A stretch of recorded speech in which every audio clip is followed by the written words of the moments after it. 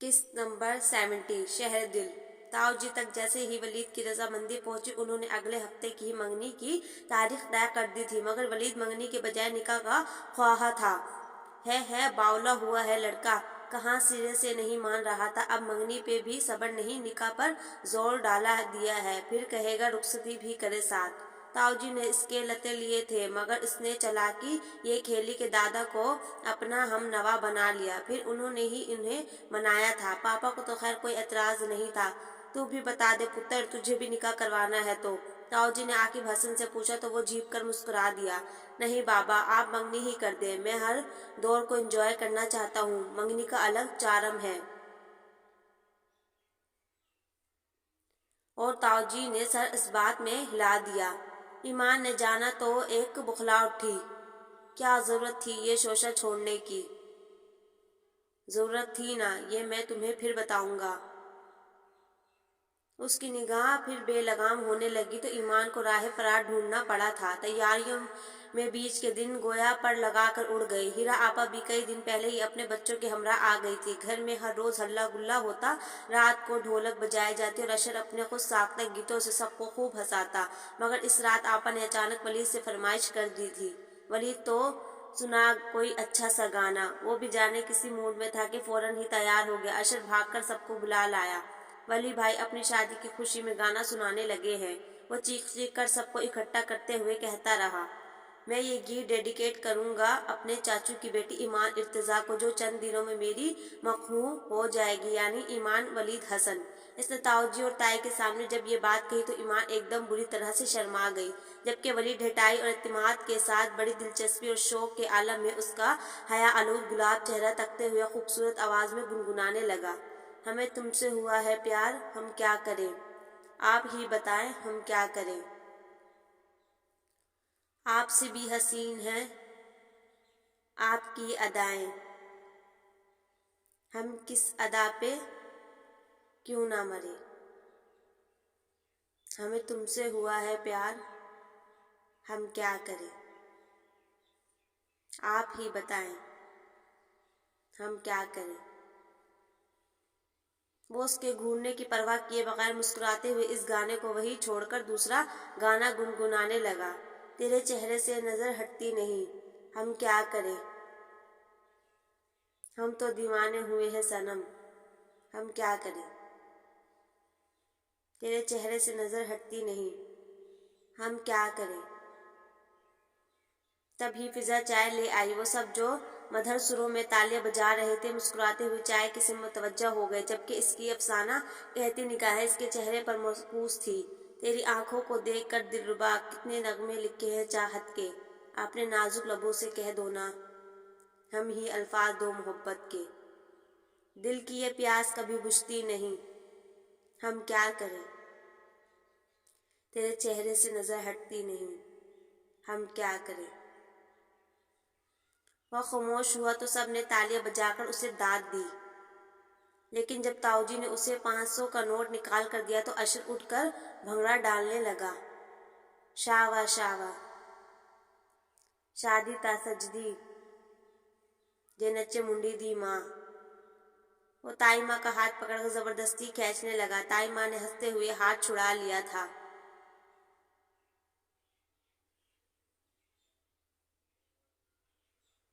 ولید کی خواہش تھی ایمان کا برائڈل ڈریس وہ خود پسند کر کے لائے، کسی کو کیا اعتراض ہو سکتا تھا، مگر جب یہ اجازت مل گئی تو اس نے ایک اور خواہش ظاہر کر دی، ایمان کو ساتھ لے جانے کی، جس کی کچھ تعمیل سے صحیح مگر بہرحال اجازت مل گئی تھی۔ اٹھو فٹافٹ تیار ہو جاؤ۔ وہ اپنی فتح پہ سرشار مسکراتا ہوا اس کے پاس آ کر چٹکی بجا کر بولا۔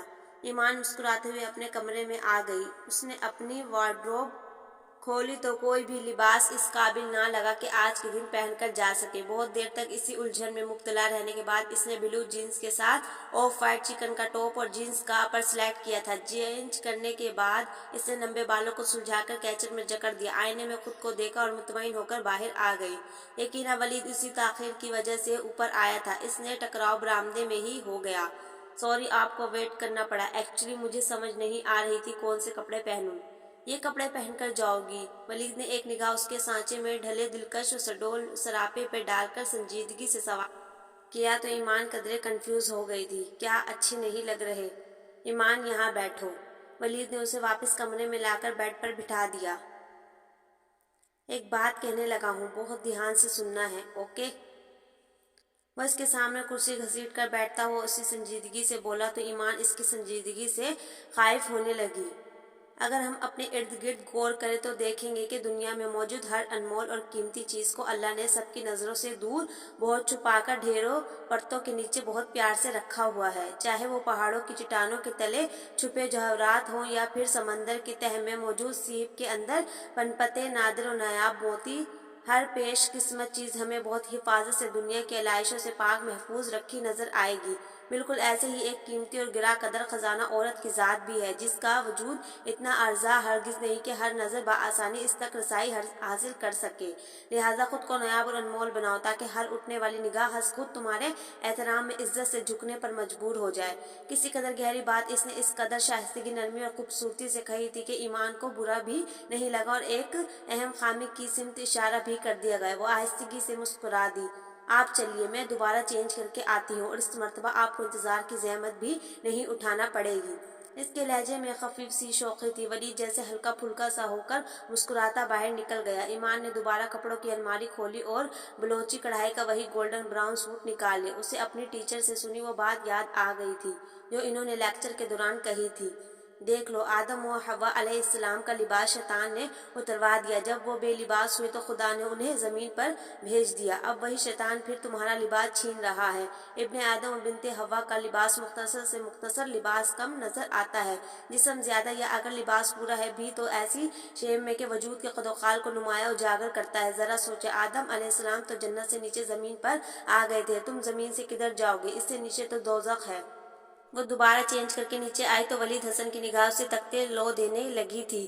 Thanks for this offer my Pulsar. تائی ماں نے اسے گلے سے لگا کر بہت ساری دعاؤں کے ساتھ فی امان اللہ کہا اور وہ خوبصورت احساسات کے ساتھ پہلی بار اس کے ساتھ گاڑی میں آ بیٹھی۔ ماشاء اللہ، اس فرمانبرداری کے مظاہرے سے تو مجھے لگ رہا ہے محترمہ ساری عمر مجھے سر آنکھوں پہ بٹھائے گی۔ پرشوق نظریں آنچ دیتا ہوا لہجہ وہ پھر سے اپنی ٹون میں واپس آ گیا تھا، لیکن صرف اچھی اور جائزہ بات۔ اس نے انگلی اٹھا کر تصحیح کی اور ولید حسن مسکرانے لگا۔ تمہیں پتہ ہے جب تم نے بابا سے میرے ساتھ کالج جانے سے انکار کیا تو مجھے کتنا غصہ آیا تھا اور میں نے کون سی بد دعا تمہیں دی تھی؟ گاڑی کی سپیڈ بڑھاتے ہوئے اس نے گفتگو کا رخ پھیرا۔ ایمان نے نفی میں سر ہلا کر دلچسپ سوالیہ نگاہوں سے اسے دیکھا تو وہ مسکرا دیا۔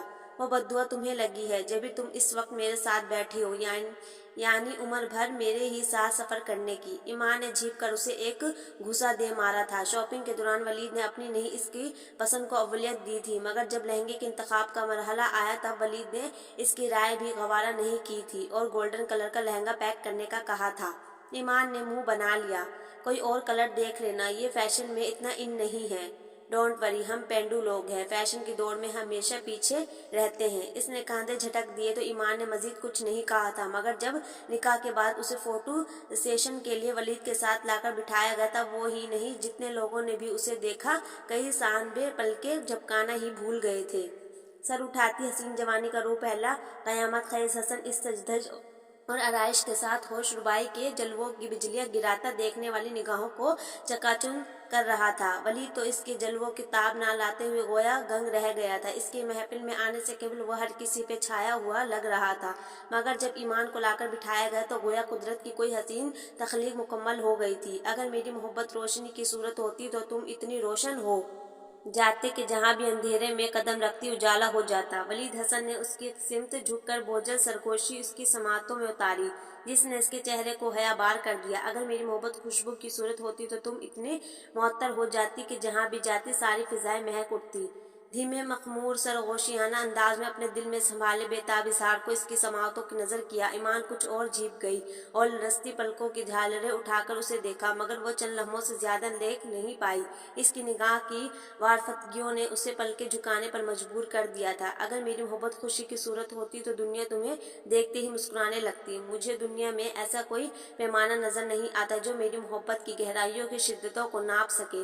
اس समय जब सब ही मेहमान पंडाल से उठकर खाने के लिए चले गए थे, तब वलीद ने अपना शरई हक इस्तेमाल करते हुए पहली बार इसके हाथ पे अपने होंठ रखते हुए बहुत गमगीन लहजे में एक और इकरार किया था, तुम्हें पता है मैं कभी दोस्त नहीं बना पाया, ऐसा दोस्त जो मुझे महसूस कर सके। मैं बारिश में चल रहा हूँ, मेरा चेहरा पानी से तर हो, मगर वो मेरे आंसुओं को पहचान ले, मेरे मुस्कुराते चेहरे की आड़ में छुपे गम को पहचान ले, मेरी खामोशी के पीछे बोलते लफ्जों को सुन सके, मेरे गुस्से में छुपी मेरी मोहब्बत को दरियाफ्त कर सके। ईमान, तुम्हें पता है ऐसा मेरा सिर्फ एक ही दोस्त था, और वो है अल्लाह। मैंने अल्लाह से तुम्हारी मोहब्बत, तुम्हारी दोस्ती मांगी थी, करोगी मुझसे दोस्ती? वो अपना हाथ फैलाए अहद चाह रहा था। ईमान ने कुछ कहे बगैर अपना हाथ इसके हाथ पे रख कर अहद निभाने का अज़म किया था।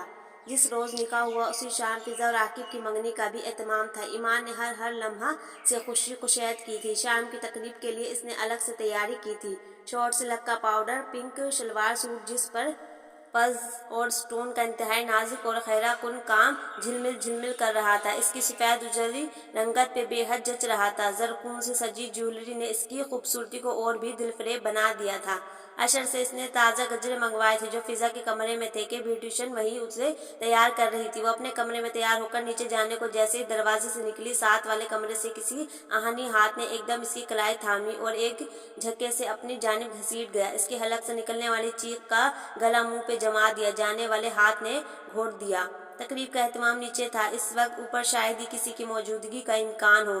अपने ही घर में होने वाली इस वारदात ने ईमान के रोंगटे खड़े कर दिए। वो हवासों में लौटते ही थरार कर पलटी और अपने बेहद नजदीक खड़े वलीद हसन को देखकर सही मायनों में भौचकी हो गई। माय गॉड, ये क्या हरकत थी? वो बेतरह चिल्लाई। जब तुम पहुंच से दूर थी तब भी फासले पे थी, अब जबकि जायज रिश्ता है फासले तब भी बरकरार है। इसकी वजह यह खूबसूरत सी वारदात, इसी एहतजाज का एक अंदाज है।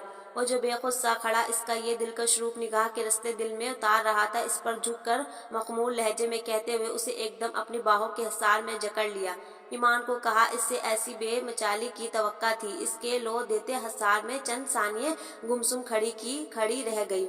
इसकी गर्म सांसों आंच देती कुर्बत ने अपना एहसास बख्शा तो वो अगले ही लम्हे करंट दिखाने वाले अंदाज में उसे धकेल कर सरस से फासले पे हुई थी। वो तमाम तर तवज्जो, तमाम तर शौकी से इसकी हया से धक्के खफा चेहरे को देख कर सरशारी अंदाज में हंस दिया। बहुत बदतमीज हैं आप। इसकी गुस्ताख निगाहों की आंच से पिघलती वो सरस से बाहर जाने को लपकी थी जब वलीद ने बढ़कर इसका हाथ थाम लिया।